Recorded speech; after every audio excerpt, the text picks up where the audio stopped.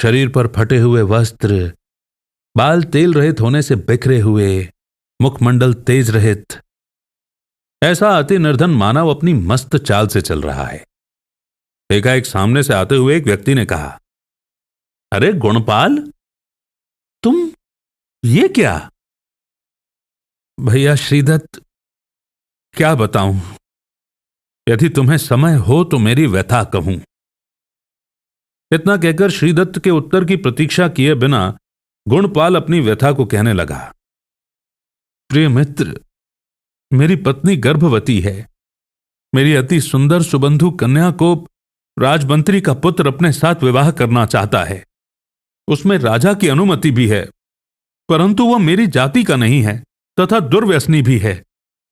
विवाह अपनी जाति में योग्य वर के साथ ही होना चाहिए। यदि मैं उसके साथ विवाह करता हूं तो धर्म विरुद्ध है, इसलिए मेरे कुल का क्षय एवं अपयश का कारण है। यदि उसके साथ विवाह नहीं करता हूं तो राजा न जाने क्या करेगा, प्राण बचे या ना बचे। अस्तु, मेरा दृढ़ निश्चय है कि प्राण दूंगा परंतु धर्म नहीं छोड़ूंगा।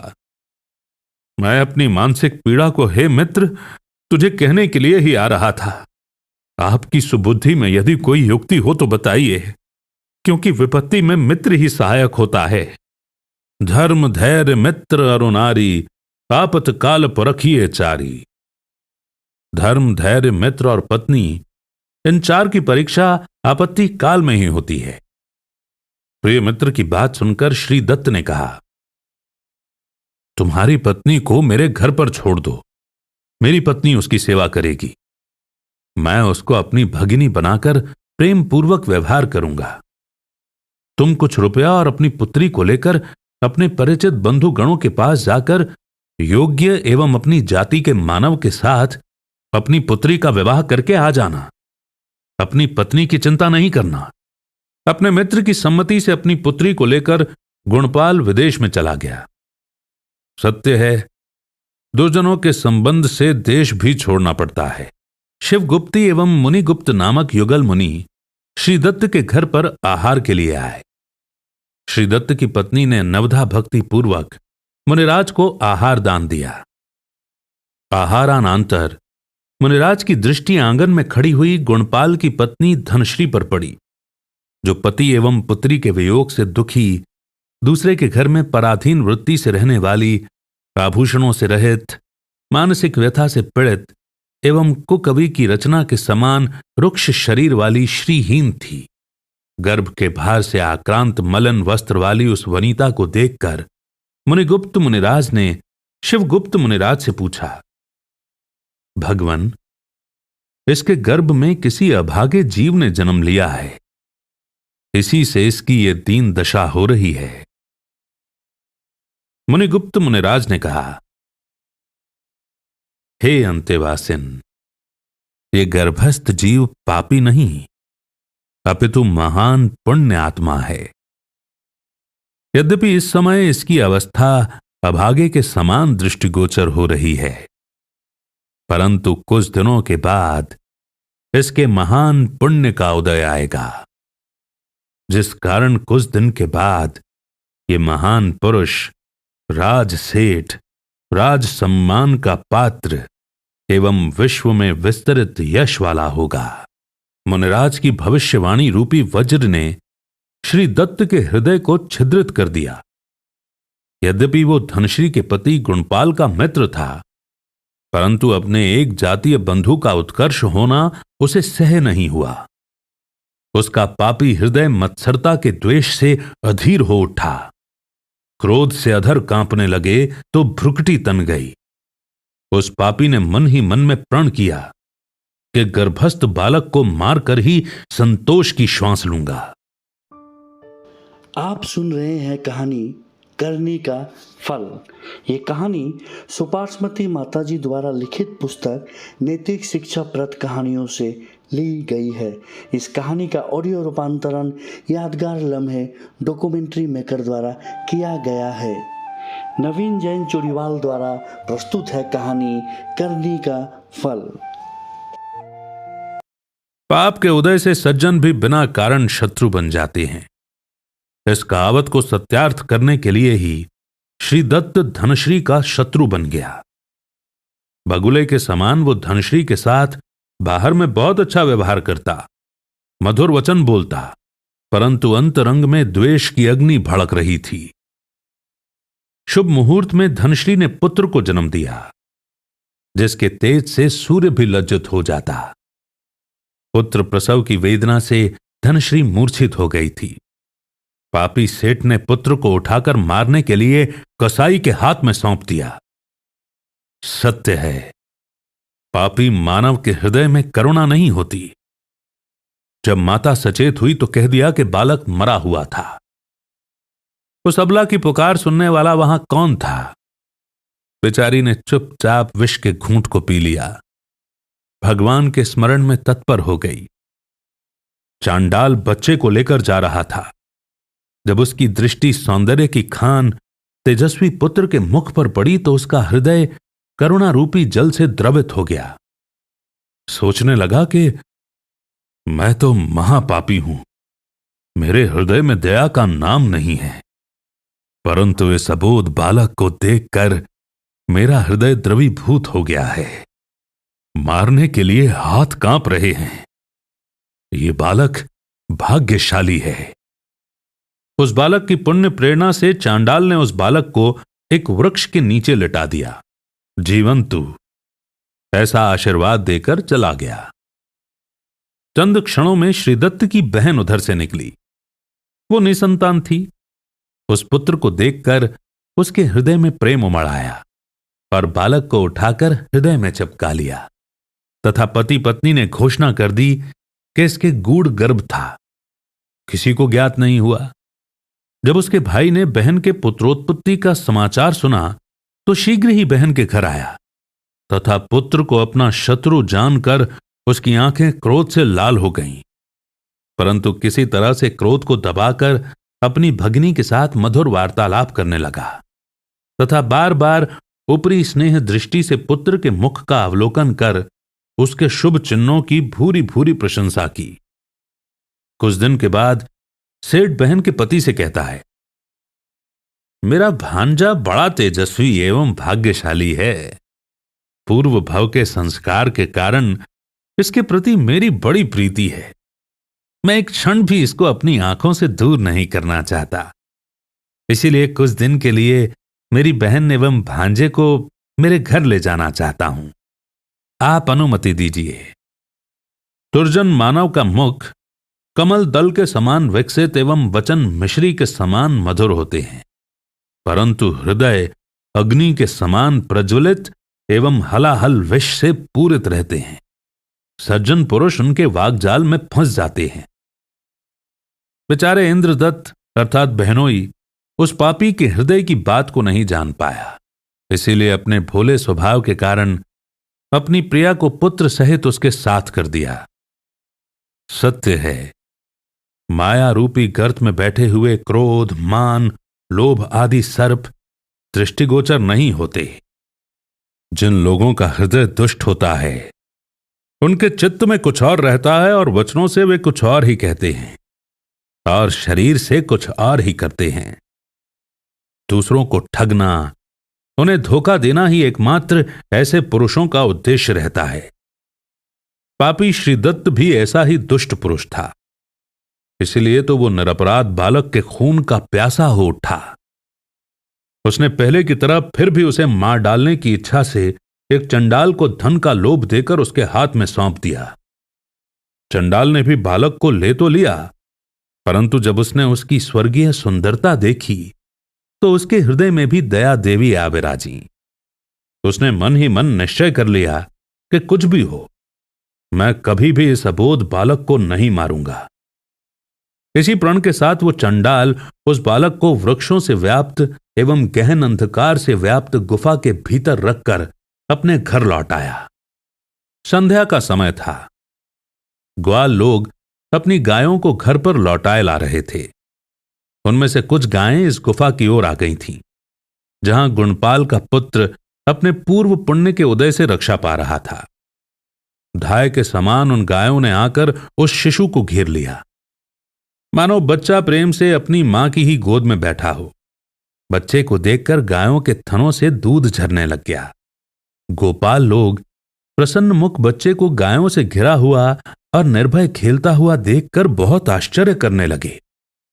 उन्होंने जाकर अपनी जाति के मुखिया गोविंद से यह हाल कह सुनाया। गोविंद के कोई संतान नहीं थी, इसलिए वो दौड़ा और बालक को लाकर अपनी प्राण प्यारी सुनंदा को सौंप दिया। पुत्री सुनंदा पुत्र को पाकर अत्यंत हर्षित हुई। उसके रोम रोम पुलकित हो उठे। आनंद से मन मयूर नाच उठा, जैसे बादलों की गर्जना सुनकर मयूर नाच उठता है। उसका नाम धन कीर्ति रखा और बड़े प्रयत्न से उसका पालन व संरक्षण करने लगे। बालक द्वितीया के चंद्रमा के समान प्रतिदिन बढ़ने लगा। वो ग्वाल महिलाओं के नेत्र रूपी कुमुद पुष्पों को प्रफुल्लित करने के लिए चंद्रमा, माता पिता के मन रूपी कमल को विकसित करने के लिए तेजस्वी सूर्य था। जैसे जैसे उसका सौंदर्य बढ़ता था, वैसे वैसे ही उसमें अनेक उत्तम गुण भी स्थान पाते थे। एक दिन पापी श्रीदत्त घृत खरीदने के लिए इधर आ निकला। ज्यों ही उसकी दृष्टि धनकीर्ति पर पड़ी, त्यों ही उसका खून सूख गया और हृदय कांप गया। ओहो, ये तो वही बालक है जिसको मैं मारना चाहता था। अब तो ये बहुत बड़ा हो गया। श्रीदत्त ने ग्वालों से उसका पता पूछ अपने मन में निश्चय कर लिया कि यह वही लड़का है। तदनंतर उस बालक को मारने के लिए षड्यंत्र रचा। गोविंद के समीप जाकर कहा, भाई, मेरा एक बहुत जरूरी काम है। यदि तुम अपने पुत्र द्वारा मेरा काम करवा दो तो बड़ी कृपा होगी। मैं एक पत्र लिख देता हूं। आपका पुत्र ये पत्र मेरे घर पर देकर आ जाएगा। सरल स्वभावी गोविंद ने सेठ की बात मान ली। पापी सेठ ने अपने पुत्र को पत्र लिखा। हे महाबल, त्वम यदि मम पुत्रो असि, तब माता यदि मम पत्नी तरहि अस्मय बालकाय विषम देहि ममापेक्षा मा कुरु अति शीघ्रम करणीयमिदं कार्य त्वया।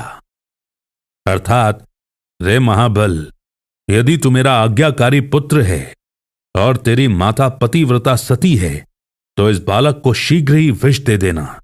मेरा इंतजार नहीं करना। पत्र को अच्छी तरह बंद करके उसने उस पत्र को कुमार धनकीर्ति को सौंप दिया। धनकीर्ति उस पत्र को अपने गले में पड़े हुए हार से बांधकर तथा माता पिता की आज्ञा लेकर उसी समय वहां से निकल पड़ा और धीरे धीरे उज्जैनी के उपवन में आ पहुंचा। रास्ते में चलते चलते थक गया, इसीलिए थकावट मिटाने के लिए वहीं एक वृक्ष की ठंडी छाया में सो गया।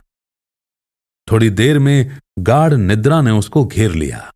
इतने में वहां एक अनंग सेना नाम की वैश्या फूल तोड़ने के लिए आई, जो सौंदर्य की खान एवं अनेक प्रकार के मौक्तिक आभूषण से सुसज्जित, विद्या कलाओं में निपुण और विनोदिन थी। उसने धनकीर्ति को एक वृक्ष के नीचे सोया हुआ देखा। पूर्व जन्म के संस्कार से एकाएक अनंग सेना के हृदय में उसके प्रति प्रेम उमड़ आया और न जाने क्या बुद्धि उत्पन्न हुई। ज्यों ही उसने उसके गले में बंधे हुए श्रीदत्त के कागज को खोलकर पढ़ना प्रारंभ किया कि उसके आश्चर्य का ठिकाना नहीं रहा। एक निर्दोष कुमार के लिए श्रीदत्त का ऐसा घोर पैशाचिक अत्याचार का हाल पढ़कर उसका हृदय कांप उठा। वो उसकी रक्षा के लिए आकुल हो उठी। वो थी भी बड़ी बुद्धिमती, सो उसे झट एक युक्ति सूझ गई। उसने शीघ्र ही अपनी आंखों में अंजे हुए काजल को पत्तों के रस से गीला कर सलाई से विषम देही के स्थान पर विषयाम देही कर दिया। एक अक्षर के बढ़ाते ही सारा अर्थ पलट गया। मारने के स्थान में अपनी बहन विषया दे देना, अर्थात बहन का विवाह इसके साथ कर देना, यह अर्थ हो गया। इस प्रकार पत्र लिखकर अनंग सेना ने पहले की तरह उस पत्र को धनकीर्ति के गले में बांध दिया। पत्र क्या बांध दिया, मानो उसको जीवन प्रदान करने वाली संजीवनी ही बांध दी। कुछ देर के बाद धनकीर्ति की आंख खुली और शीघ्र ही गमन करके श्रीदत्त के घर पहुंचा और श्रीदत्त का पत्र महाबल के हाथ में दे दिया। महाबल ने पिता का पत्र पढ़ा और पुत्र का मुख देखा। उसके हर्ष का समुद्र उमड़ गया। सौंदर्यशाली नवयुवक ने महाबल के मन को मोहित कर लिया। अपनी माता की अनुमति लेकर अपनी बहन विषया का विवाह धनकीर्ति के साथ कर दिया। सत्य है, पुण्योदय के समय आपत्ति भी संपत्ति रूप से परिणत हो जाती है। 3 दिन के बाद श्रीदत्त घर आया और देखा कि धनकीर्ति जामाता के रूप में घर बैठा है। उसके क्रोध की सीमा नहीं रही। क्रोधित होकर पुत्र से पूछता है, रे महाबल, मैंने पत्र भेजा था, तूने क्या किया? महाबल ने पिता के हाथ में पत्र देते हुए कहा, पिताजी, आपका पत्र पढ़ने के साथ ज्योतिषी महाराज को बुलाया और शुभ वेला में भगिनी का विवाह कर दिया। पत्र को पढ़कर श्रीदत्त का मन खेद खिन्न हो गया, परंतु क्या कर सकता था। किसी बहाने से महाबल को दूसरे गांव में भेजकर श्रीदत्त ने धनकीर्ति को कहा, हमारे कुल की परंपरा है, नवीन जामाता मिठाई लेकर रात्रि के 12 बजे गांव के बाहर कुल देवता की पूजा करने जाता है, अन्यथा देवी का प्रकोप हो जाता है। इसीलिए तुम्हें कल रात्रि को देवी की पूजा करने जाना पड़ेगा। धनकीर्ति ने तथास्तु कहकर स्वीकार कर लिया। श्रीदत्त ने 4 चांडालों को बुलाकर कहा, आज रात्रि में कोई भी देवी की पूजा करने आए उसको मार डालना, मैं तुम्हें 4000 रुपया दूंगा। लोभी चांडाल संध्या काल के समय देवी के मंदिर में बैठ गए। जब अर्धरात्रि के समय एकाकी धनकीर्ति मिठाई लेकर चल पड़ा देवी की पूजा करने के लिए। अंधेरी रात्रि थी। भयंकर अटवी में धनकीर्ति की महाबल से भेंट हो गई। महाबल ने पूछा, आप अकेले रात्रि में कहां जा रहे हैं? यह अरण्य हिंसक पशुओं से भरा हुआ है। धनकीर्ति ने कहा, पिताजी की आज्ञा से देवी की पूजा करने जा रहा हूं। महाबल ने कहा, पूजा करना, कराना और करने वाले की अनुमोदना करना तीनों का समान फल होता है। आप जाकर सुख से शयन करें, मैं देवता की पूजा करके आता हूं। जैसी आपकी आज्ञा। ऐसा कहकर धनकीर्ति घर पर चला गया। महाबल मिठाई लेकर ज्यों ही देवता के मंदिर के पास पहुंचा और देवता को नमस्कार किया कि चांडाल ने उसके 4 टुकड़े कर दिए। रक्त से लिप्त तलवार श्रीदत्त को दिखा दी। श्रीदत्त बहुत प्रसन्न हुआ, परंतु प्रातः काल जामाता को जीवित तथा पुत्र को मरा हुआ जानकर बहुत दुखी हुआ। पर फिर भी उसे संतोष नहीं हुआ। उसका हृदय प्रतिहिंसा से और अधिक जल उठा। उसने अपनी स्त्री को एकांत में बुलाकर कहा, प्रिय, ये वही बालक है जिसको मैं जन्म से ही मारना चाहता था, परंतु मार नहीं सका। प्रिय, तुम ही बतलाओ, हमारे कुल रूपी वृक्ष को जड़ मूल से उखाड़कर फेंकने वाले इस दुष्ट की हत्या कैसे हो? कैसे ये मारा जा सके? मैंने इसके मारने के लिए जितने उपाय किए, भाग्य से वे सब व्यर्थ गए और उल्टे उनसे मुझे अत्यंत हानि उठानी पड़ी। मेरे पुत्र का मरण हो गया तथा ये पुत्री का पति भी हो गया है, सो मेरी बुद्धि तो बड़े असमंजस में फंस गई है। देखो कैसे अचंभे की बात है, जो इसको मारने के लिए जितने उपाय किए उन सब से रक्षा पाकर अपना ही बैरी बना हुआ ये अपने घर में बैठा है। पति की वार्ता सुनकर श्रीदत्त की पत्नी ने कहा, जहां रवि नहीं जाता है वहां कवि जाता है। जहां कवि रवि दोनों नहीं जाते वहां ललनाओं की बुद्धि जाती है। आप चुप होकर बैठे रहें, मैं आपकी ये इच्छा बहुत जल्द पूर्ण करूंगी। ये कहकर उस पापिनी ने दूसरे दिन विष मिले हुए कुछ लड्डू बनाए और अपनी पुत्री से कहा, बेटा श्रीमती, देख मैं तो अंक स्नान करने जाती हूं और तू इतना ध्यान रखना कि जो सुगंध सहित उज्जवल लड्डू हैं वो तेरे पति को परोसना, और जो कुछ कम घी के तथा मैले हैं उन्हें पिता को परोसना, क्योंकि तुम्हारा पति हमारा अतिथि है। उत्तम वस्तुओं से अतिथि का सत्कार करना गृहस्थ का कर्तव्य है। घर के सदस्यों को तो जैसा होता है वैसा ही परोस दिया जाता है। ऐसा कहकर श्रीदत्त सेठानी नदी में स्नान करने के लिए चली गई। इसके पश्चात श्रीमती पुत्री ने निश्चय किया, मेरे लिए अतिथि पिता हैं, न कि पति। पति की सेवा जीवन भर करना है, पिताजी की नहीं। इसलिए श्वेत वर्ण वाले खाने योग्य उत्तम लड्डू तो पूज्य पिताजी के लिए देना चाहिए। निष्कपट वाली श्रीमती को माता के चित्त की कुटिलता का पता नहीं था, इसीलिए उसने प्रस्तुत मोदक उलट कर दे दिए, अर्थात विषैले लड्डू अपने पिता को और निर्विष लड्डू अपने पति को खिला दिए, जिसके खाते ही उसका पिता श्रीदत्त काल कवलित हो गया। पिता की मृत्यु से पुत्री का हृदय दहल गया। वो दौड़ी माता के निकट गई और कहा, माता, पिताजी को मूर्छा आ गई है, वे निश्चेत गिरे हुए हैं। माता ने पूछा, श्वेत लड्डू किसको दिया? पुत्री ने कहा, पिताजी को। ऐसा सुनकर माता घर पर आई और अरण्य के समान पति शून्य गृह में रुदन किया और बोली, पुत्री, क्या महामुनि की वाणी मिथ्या हो सकती है? केवल तुम्हारे पिता और मुझ वृद्धा ने अपने स्थिर वंश को नष्ट करने के लिए इस कृत्या का उत्थापन किया, अर्थात जैसे कोई मानव शत्रु का वध करने के उद्देश्य से मंत्र विशेष सिद्ध करता है, जिससे शत्रु का वध करने के लिए एक पिशाच प्रकट होता है। परंतु यदि शत्रु जप, होम या दान आदि करने में विशेष बलिष्ठ होता है, तो वो पिशाच शत्रु को न मार उल्टा मंत्र सिद्ध करने वाले को मार डालता है। उसी प्रकार तुम्हारे पति को मारने के लिए उत्थापन किए हुए कृत्य ने तेरे पति को नहीं मार मेरा ही नाश किया है। हमने दूसरों का अनिष्ट करने के लिए जितने प्रयत्न किए वे सब व्यर्थ हो गए और अपने नीच कर्मों का फल भी हमें हाथों हाथ मिल गया है। सत्य है, जो दूसरों के लिए गड्ढा खोदता है उसके लिए कुआं तैयार रहता है, जो दूसरों के लिए कांटा बोता है उसके लिए त्रिशूल अपने आप हो जाती है। इसीलिए कभी किसी का अहित मत सोचो। मारना है तो कामनाओं को मारो, देखना है तो अपने आप को देखो, लड़ना है तो अपने कर्मों से लड़ो, और खाने की इच्छा है तो कम खाना और गम खाना सीखो। यही जगत में सारभूत वस्तु है। अब कल्प वृक्ष के साथ कल्पलता सरीखी तू देव के द्वार रक्षित इस पति के साथ कल्प काल तक इंद्रिय सुख और ऐश्वर्यों को भोगो।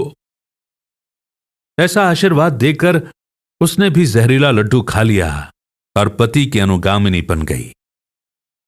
जब माता, पिता और भाई यमराज के मुख में प्रवेश कर गए, तब श्रीमती को बहुत दुख हुआ। करुणाजनक विलाप करने लगी, जिसे सुनकर वृक्षों की आंखों से भी अश्रुधारा बहने लगी। धनकीर्ति ने उसको वस्तु का स्वरूप समझाया और कहा कि ये संसार पुण्य पाप का खेल है। नट के समान आत्मा अनेक प्रकार के वेश धारण करके आती है और अपना नाटक पूरा करके दूसरी गति में चली जाती है। उनका पिछोड़ना और मिलना स्वाभाविक है। व्यर्थ में शोक संताप करके कर्म बांधने योग्य नहीं है। पति के वचनों से शांति को प्राप्त हुई श्रीमती ने शोक छोड़ा और पूर्व जन्म संबंधी पुण्य के महात्म्य सुखपूर्वक दंपत्ति काल व्यतीत करने लगी। पुण्य के महात्म्य से आकर्षित होकर राजा ने अपनी पुत्री का उसके साथ विवाह कर दिया और उसे राज सेठ पद पर अधिष्ठित कर दिया। सत्य है, पुण्यवान पुरुषों को संसार संपदा स्वयमेव प्राप्त हो जाती है। इसीलिए निरंतर पुण्योपार्जन करना चाहिए। जन्म से बिछड़े हुए माता पिता का समागम भी हो गया, जिससे धनकीर्ति को अति आनंद हुआ। एक दिन धनकीर्ति के नगर में यशोध्वज मुनिराज का आगमन हुआ। मुनिराज के दर्शन के लिए जनता उमड़ पड़ी। जयकार के शब्द से आकाश गूंज उठा। धनकीर्ति, गुणपाल और श्रीमती भी मुनिराज के दर्शन के लिए आए। मुनिराज को नमस्कार कर सारी जनता शांत चित्त होकर बैठ गई। तब मुनिराज ने धर्मोपदेश दिया और कहा, धर्म का सार है जो अपने को बुरा लगे वो व्यवहार दूसरों से नहीं करना चाहिए। निरंतर अपने परिणामों को निर्मल करना चाहिए। विषय कषाय आत्मा के शत्रु हैं, उनसे हमेशा दूर रहने का प्रयत्न करना चाहिए। यदि हम किसी की स्तुति नहीं कर सकते हैं तो निंदा तो ना करें। यदि किसी को लड्डू नहीं खिला सकते हैं तो विष देकर मारने की चेष्टा ना करें। जहां तक हो सके परोपकार करें। शुद्धोपयोग में स्थिर नहीं हो सकते हैं तब तक विशेष रूप से शुभोपयोग में रहें। मुनिराज के धर्मोपदेश को सुनकर सबका मन संतुष्ट हो गया। जैसे पिपासु चातक वर्षा की बूंद को प्राप्त कर संतुष्ट हो जाता है। सुअवसर पाकर गुणपाल सेठ ने यशोध्वज आचार्य को नमस्कार करके विनय पूर्वक पूछा, भगवन, धन कीर्ति ने पूर्व में कौन सा महान पुण्य संचय किया है जिससे ये सूर्य के समान तेजस्वी, चंद्रमा के समान शीतल, समुद्र के समान गंभीर, मेरु के समान उन्नत, राजा प्रजा का प्यारा और उत्कृष्ट वैभवशाली हुआ है। मुनिराज ने उसके पूर्व भव का वर्णन करना प्रारंभ किया। प्रातः काल के समय कंधे पर जाल लटकाए हुए एक दीन मानव मछलियां पकड़ने के लिए क्षिप्रा नदी की ओर जा रहा था। एकाएक देवेंद्र, नरेंद्र आदि के द्वारा वंदित सौम्य मूर्ति परम पावन यशोधर नामक दिगंबर मुनिराज के दर्शन हुए, जो वचनोच्चारण के बिना ही मोक्ष का निरूपण कर रहे थे, जो निराभरण होते हुए भी सम्यक दर्शन, सम्यक ज्ञान एवं सम्यक चारित्र रूपी मौलिक अलंकारों से सुशोभित थे। अपने वचन रूपी किरणों से मिथ्यात्व रूपी अंधकार का नाश कर रहे थे एवं भव्य जीव रूपी चातकों को धर्मामृत पान कराकर संतुष्ट कर रहे थे। उन अहिंसा की मूर्ति दिगंबर साधु के दर्शन करके धीवर का शरीर हर्ष से रोमांचित हो गया। नयन आनंदाश्रु रूपी पराग से व्याप्त हो गए। शीघ्र ही अपने कंधे पर से जाल को दूर फेंककर मुनिराज के चरणों में गिर गया। कर कमलों को मुकुलित करके सविनय प्रार्थना की, गुरुदेव, मेरा कल्याण कैसे होगा? मुनिराज ने उसकी ओर देखकर विचार किया, देखो कैसे आज इस महाहिंसक के परिणाम कोमल हो गए हैं और इसकी मनोवृत्ति व्रत लेने की हुई है। सत्य ही है, भावी शुभाशुभ के अनुसार ही जीवों के परिणाम होते हैं और जीवों का मन भी उसी अनुसार पवित्र या अपवित्र बन जाता है। अवधि ज्ञान के द्वारा मृगसेन के भावी जीवन को जाना कि इसकी आयु अब बहुत कम रह गई है। ये देख उन्होंने करुणा बुद्धि से उसे समझाया, हे भव्य, मैं तुझे एक बात कहता हूं, तू जब तक जिए तब तक उसका पालन करना। वो ये कि तेरे जाल में प्रथम बार जो मछली आए उसे तू छोड़ देना। इसके अतिरिक्त मैं तुझे पंच नमस्कार मंत्र सिखाता हूं, जो प्राणी मात्र का हित करने वाला है। सर्व मंत्रों में प्रथम है। इसके प्रभाव से सर्व आधि व्याधि नष्ट हो जाती है और चिंतित कार्यों की सिद्धि होती है। इसीलिए तू सुख में, दुख में, सरोग या निरोग अवस्था में इसका निरंतर ध्यान करते रहना। मुनिराज के स्वर्ग मोक्ष के देने वाले इस प्रकार के वचनों को सुनकर मृगसेन बहुत प्रसन्न हुआ। और उसने शीघ्र ही ये व्रत स्वीकार कर लिया। जो अति श्रद्धा पूर्वक अपने गुरुओं के वचनों को मानते हैं, उन्हें सब सुख मिलता है और वे परंपरा से मोक्ष भी प्राप्त करते हैं। व्रत लेकर मृगसेन नदी पर गया और नदी में जाल डाला।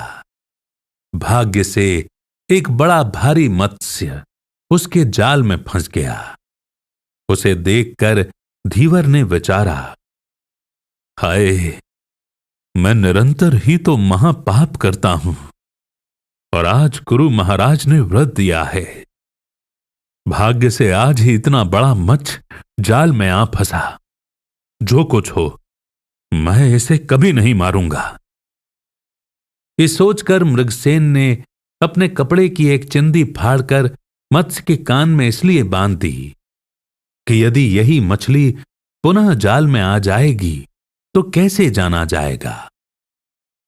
पुनः उसने दूसरे स्थान से नदी में जाल डाला, किंतु वही मछली जाल में फिर आ गई। अतः उसे अबध्य जानकर छोड़ दिया। इस प्रकार 5 बार वह मछली जाल में आई और 5 बार उसे जल में छोड़ दिया। इतने में प्रचुर केसर से युक्त स्त्री के कपोल के समान कांति वाला सूर्य अस्त हो गया और मृगसेन धीवर स्वीकार किए हुए व्रत का पालन करने से प्रसन्न चित्त होता हुआ खाली हाथ लौट गया। मृगसेन को खाली हाथ आता देखकर उसकी पत्नी घंटा बड़ी क्रुद्ध हुई और यमराज के घंटे के समान गाली गलौज बकती झकती अपनी झोपड़ी में चली गई और अंदर से दरवाजा बंद करके बैठ गई। मृगसेन भी अपनी पत्नी के द्वारा घर में प्रवेश करने से रोक दिया जाने पर पंच नमस्कार मंत्र का स्मरण करते हुए एक पुराने वृक्ष की जड़ को तकिया बनाकर गाढ़ नींद में सो गया। जब वो गाढ़ नींद में था, तभी उस वृक्ष की जड़ से निकलकर एक सांप ने उसे काट लिया और वो बड़े कष्ट से मर गया। प्रभात होने पर घंटा ने उसे इस अवस्था में देखा तथा जनता के मुख से मृगसेन के व्रत की महिमा सुनी तो उसे अपने कृत्य पर बहुत पश्चाताप हुआ। अंत में उसने निदान किया कि जो इसका व्रत था वह मेरा भी है। मैं उसकी भूरी भूरी प्रशंसा करती हूं। इस व्रत के प्रभाव से दूसरे जन्म में भी ये मेरा पति हो, ऐसी भावना करती हुई उसी के साथ अग्नि प्रज्वलित करके अपने शरीर को होम दिया।